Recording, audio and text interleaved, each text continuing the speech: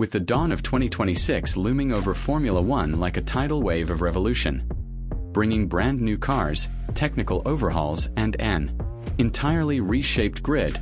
The 2025 season is deceptively quiet. On the surface, it looks like a year of stability. No massive aerodynamic shifts, no new power unit configurations. But beneath that stillness, something deeper brews. A series of subtle yet significant rule changes have been made, each one silently rewriting the blueprint of how the sport will be fought this year. The average fan may not notice it at first glance, but the teams, the engineers, the strategists, and the drivers absolutely will. These changes will define races, alter strategies, and perhaps even influence the outcome of the championship itself. The first and most controversial change: the disappearance of the fastest lap point. After just 6 seasons back in action, Formula One has decided to scrap the bonus point awarded to the driver who sets the fastest lap in a race. Originally, its return was pitched as a way to spice up the closing laps of a Grand Prix, give the fans something extra, let teams gamble, encourage a late pit stop and one final push for glory. It was even a nod to the early days of the sport, when fastest lap points were a regular feature between 1950 and 1959. But what was supposed to add excitement often turned into a predictable clinical maneuver. The same pattern emerged again and again. Drivers with no threat behind them, usually from top teams, would dive into the pits in the final few laps for a set of soft tires, then cruise to the fastest lap with zero risk. What could have been a dramatic element became a technicality. Then came Singapore 2023. Daniel Ricciardo, in what looked like a strategic move, stole the fastest lap from Lando Norris. It didn't affect Ricciardo's race, but it did impact the title race because it robbed Norris, still in the championship fight, of a critical point. Ricciardo was driving for RB Red Bull's sister team. Conspiracy theories flared up. Whether tactical or not, the damage was done. And now that single point is history. The weight of modern Formula One cars has steadily crept upward over the years. Bigger hybrid engines, larger batteries, increased crash safety standards. Each component has added bulk. For 2025, the minimum weight limit for the car and driver increases from 798 kilograms to 800 kilograms. But this isn't just a technical adjustment. It's about fairness. The rule addresses something that has quietly disadvantaged heavier drivers for years.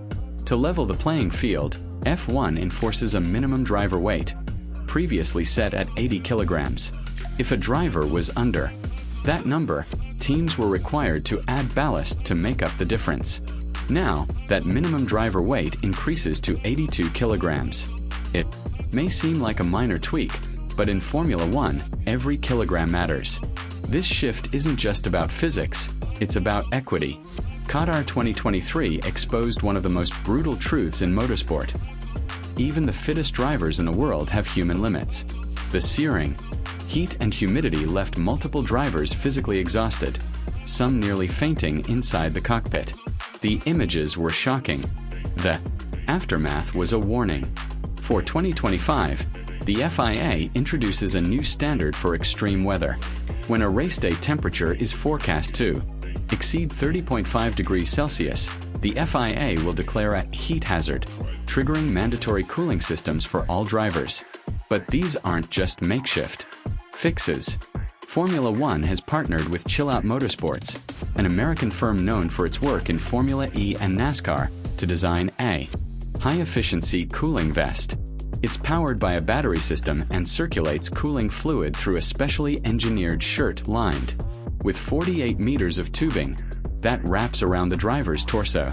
This isn't optional. The FIA will only allow specific substances, like air, water, or saline solutions, for cooling, preventing any secretive tech tricks, to ensure no team is at a competitive disadvantage for installing the system. The car's minimum weight is increased by 5 kilograms in races where it's used. Teams are also permitted to open dedicated ducts on the nose of the car to enhance airflow through the heat exchangers. In some designs, a secondary scoop can be installed above the nose to further cool the system. It's an intricate solution for a growing problem, keeping drivers safe without sacrificing competition. McLaren's innovations didn't go unnoticed last year. Their flexible rear wing design, crafted to bend backward at high speeds, created a loophole. The bending increased the rear wing slot gap, effectively mimicking the effects of DRS and reducing drag on straights. The term mini DRS was born. It worked brilliantly, but it raised serious eyebrows. By the end of the season, the FIA had enough. In 2025, the tolerances for rear wing flexibility are being significantly tightened.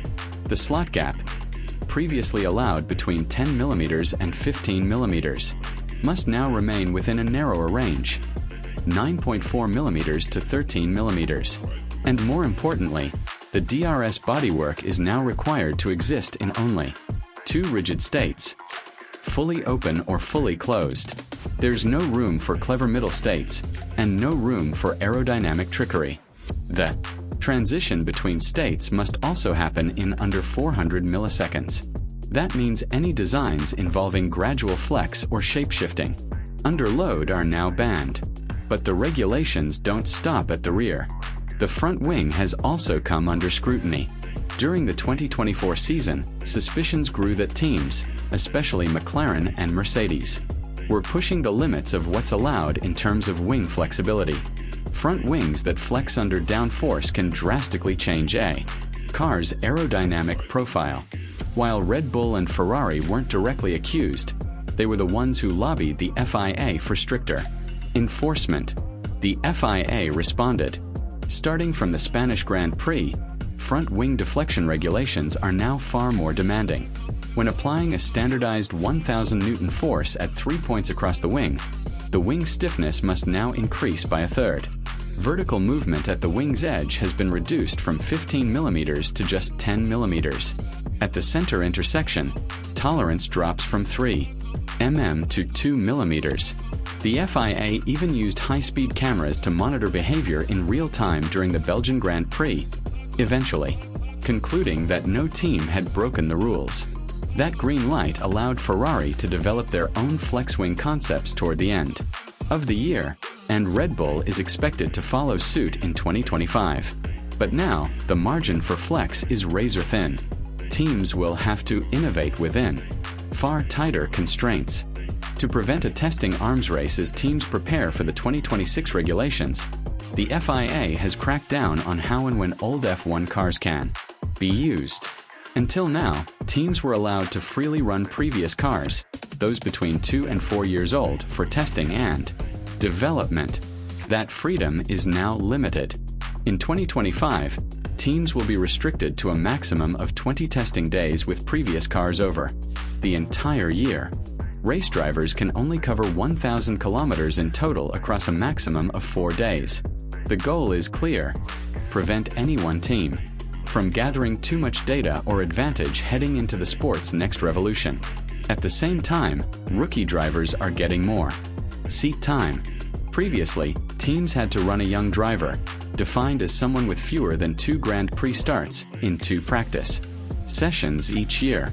That requirement has now doubled. In 2025, rookies must be given 4 practice outings. And then there's the lingering chaos from last year's Brazilian Grand Prix. Rain ruined qualifying, and confusion reigned. On sprint weekends, where Friday features just 1 practice session followed by sprint qualifying, it wasn't clear what session should be used to set the grid if Saturday's qualifying got cancelled. FP1. Sprint qualifying. The rulebook offered no clarity. The FIA recognized this vulnerability and moved swiftly. Starting in 2025, if a qualifying session is cancelled due to extreme conditions, the starting grid will be set based on the current drivers' championship standings. There will be no room for interpretation, no reliance on stewards' discretion. Additionally, the finalization of the grid has been refined. Instead of being locked in 2 hours before lights out, the grid will now be confirmed just 1 hour prior to the race. If a car is withdrawn within 75 minutes of the start, it will be removed and the rest of the grid will automatically move forward, eliminating awkward empty spots, like the one left by Alex Albon in Brazil. So yes, 2025 may be the final calm before the coming storm. But it's anything but quiet.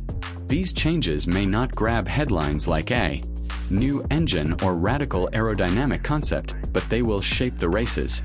They will define strategies. They will change outcomes. The sport evolves not just in eras, but in inches, grams, and milliseconds. And in 2025, Formula One's quiet evolution continues.